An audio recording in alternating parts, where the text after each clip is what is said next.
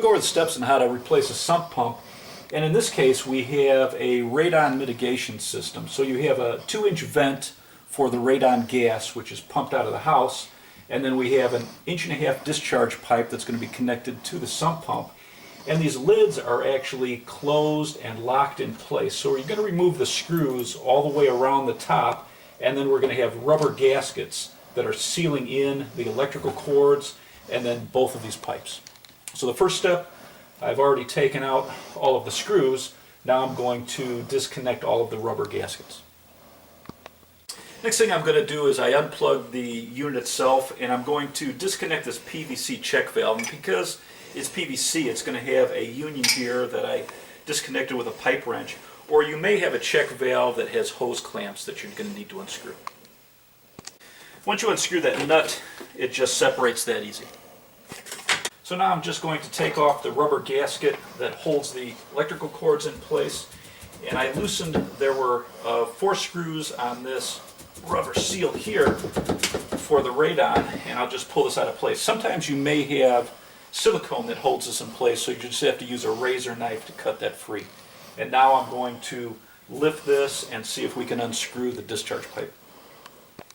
Once these gaskets are loose, this allows me to lift the lid, and now what I'm going to do is just unscrew this discharge pipe from the old sump pump. And I'll use a pipe wrench locked on this discharge pipe. I'm going to share a troubleshooting tip with you. I tried unscrewing the discharge pipe from the pump, and I wasn't able to get a good hold on it because this pipe that they're using to get radon out of the house didn't have a coupling or a union. So what I did is I ran and I picked up a coupling for this 2-inch pipe, and I picked up a coupling for this 1.5-inch pipe, just in case, once I unscrew this gasket, if I can't get the male adapter through here. So what I'm going to do is I'm going to cut through this pipe, and then we'll have a coupling here. So in the future, when they change the sump pump, it's going to be very easy to change.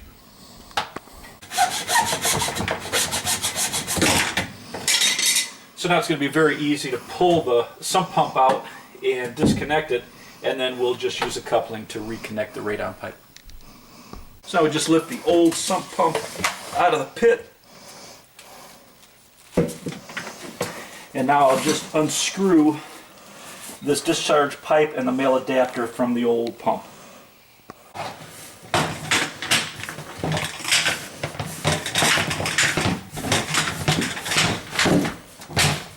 So the sump pump I'm going to be using to replace is from Flotec, and I really like this one because it has a zinc body which is corrosion resistant and also dissipates heat, so it's going to extend the life of your motor. They also use stainless steel hardware and screws, so it's really a nice pump. And what I like about this, if you don't know the size, I'll actually put the phone number to the company underneath the video, and you can give them the vertical height and the horizontal length of your discharge pipe, and they'll tell you exactly what horse you should have. But in general, if you get a 1/2 horse sump pump with a vertical float switch, it's the most versatile. And what I like about a vertical float like this is you can put it into a pit as small as 10 inches or larger. So now to connect this, all I need to do is just screw down the discharge pipe to the new pump.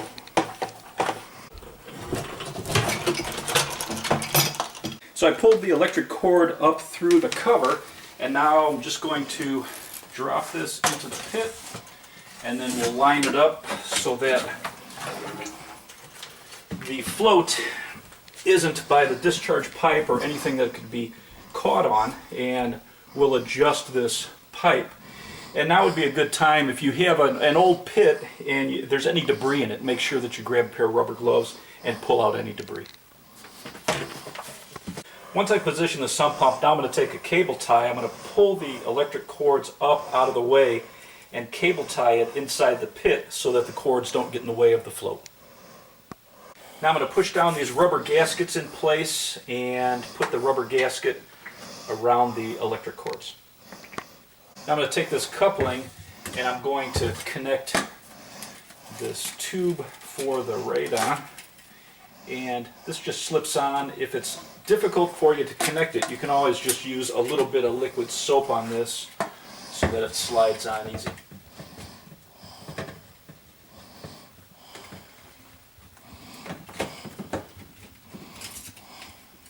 And then I'm just going to pull this up and then connect these with the hose clamps. So depending on the type of coupling you get, a lot of them will have a slotted area for a slotted screwdriver, but this one doesn't. This one's designed for a nut driver. And if you don't have a nut driver, one trick is some of these 4-in-1 screwdrivers, just pull out the tip and then you can use this as a nut driver.